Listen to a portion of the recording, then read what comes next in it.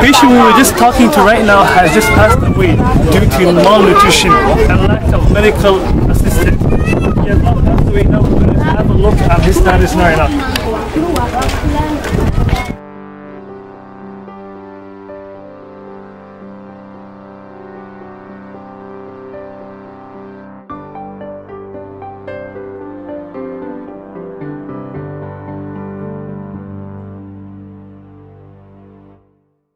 There's a patient that just seized right now. A couple of minutes ago he was alive and he was breathing well. Due to these are the main problems now in Somalia.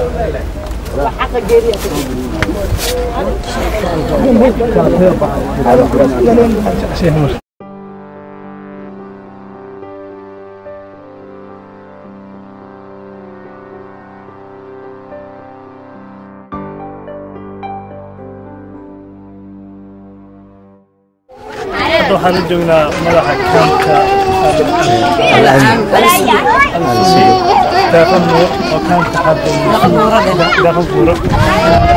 Now she'll give us a brief idea and how the camp was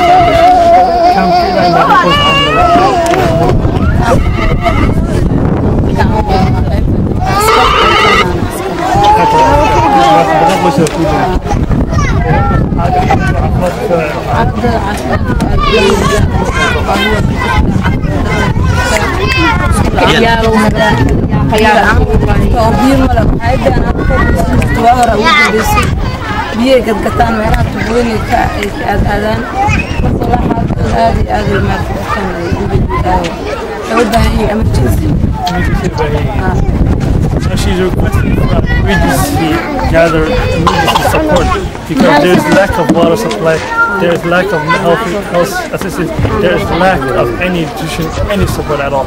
Yeah. So now gift of givers are now in the field taking action, supporting them as much as they can.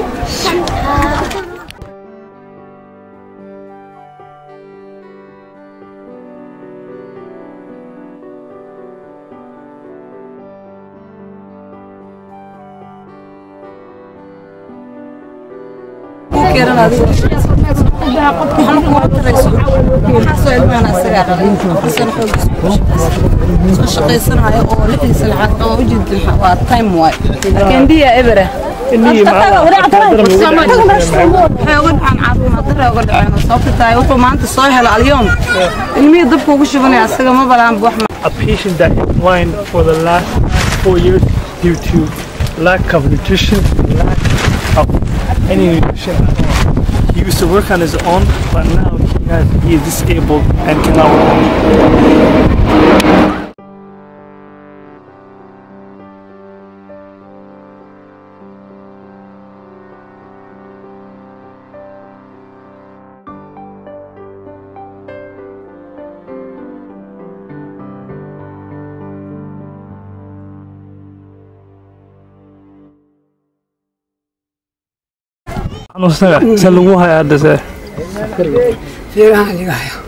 Fira laga hayba neefta ku dhibays ma neefta ku dhibaysa ma mihiiq ma jismeen oo fa'al faada halaha antu habka hab nooca jaalame ma soo dhiigay ku jira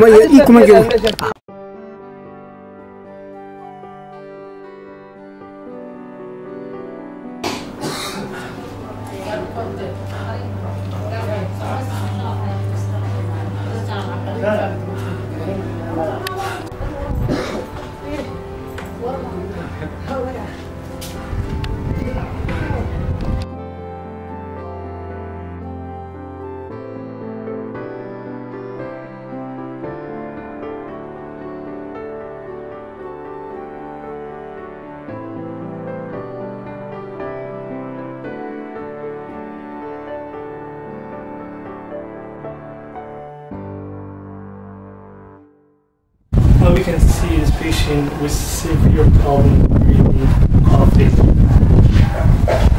Now this patient has a problem with breathing, dyspnea, a problem breathing, and you can see the doctor here has made a visual examination.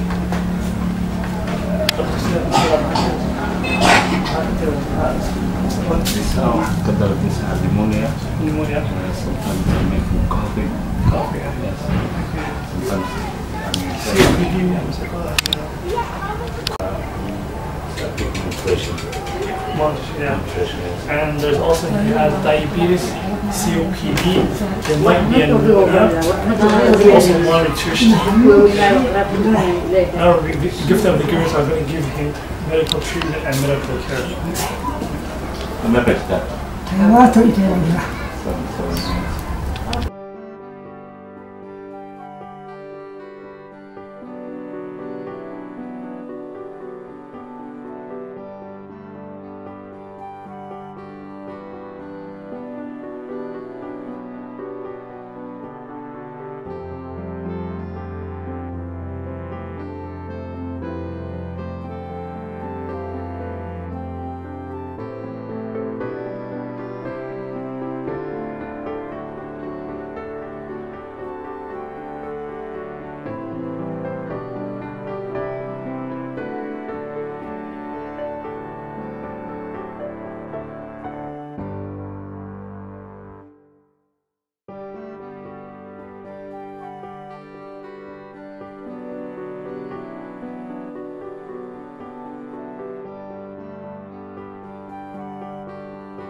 Giving him a health care, prescribing medication, and supplying him with medical treatment.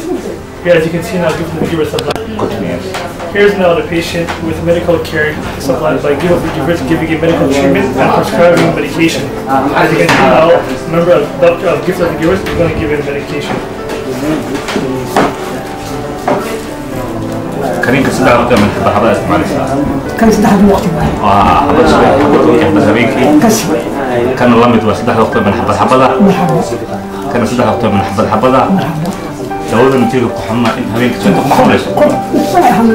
هبيكي ما تقحم. لا.